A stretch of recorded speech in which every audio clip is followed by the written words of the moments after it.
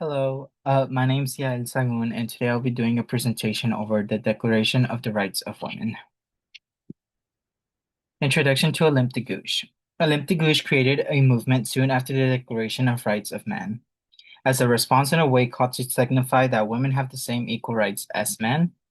She created the declaration at the age of 43 during September of 1971 as a way to call out life's unfair and untreaty way towards the battle of gender.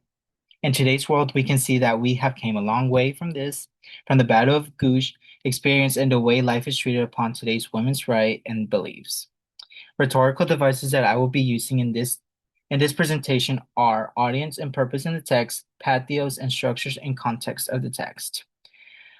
Women are finally getting recognition and deservation despite of years of bashful, hidden, and dark, truthful, and stereotypes portrayed of women are capable and not capable of. The first main topic on Star, why did change happen? The intended audience was towards men, as men would belittle women and give them no chance to speak or be able to express their opinions or actions. The Gooch expressed on how limited women views were at this time and how unfair and treaty it was for a man to be able to pay attention to a woman's speech as it was considered unimportant or unworthy. Women were limited during this time. It was deemed important and higher priority for men to choose themselves over their spouse, usually women, to discover new discoveries exploring life as well women stayed home. Marriage was a legal binding for taking care of home and the kids. Husband went out to work, women would stay at home and take care of the home. The supporting detail. The the Goose portrayed that dominant enlightenment was heavily stereotyped and portrayed differently, and there was oblivious distinction of gender and complexity and simplicity due to gender. Josephine as well, Josephine as well with the Goose argued that being blinded and oblivious toward struggles that seemed unfair and injustice to suppress women were heavily influenced upon this time. It was seen very normal and very unfair for women to have their opinions or their thoughts not even be heard, as men would think it was necessary or it was seen unimportant or they did not know what they were talking about, in other words. The unfair and injustice towards women. The Gooch goes into details and shows a glimpse on how women's life was heavily affected by men's actions and behavior. How the hardships of finding love and having a prosperous life together quickly runs out and leads to women being on their own, and especially those women that were carrying children or had a family. It was a woman to have to bear children along with no help or government assistance helping during this era. Men would be able to get away with anything and would not be obligated to take care or come in return for the child's support or for the child's duty. Men were left off the hook easily, and women were seen as a disgrace for bearing a child with no father figure present. Women were heavily stereotyped and were judged extremely for the simplicity of having a child or being seen as their marriage fell through.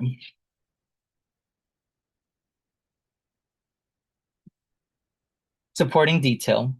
Gunter Canada was stating that obvious that change was needed. Women were tired and felt unfair and injustice with marriage and no power in the marriage or wedlock happening or divorce.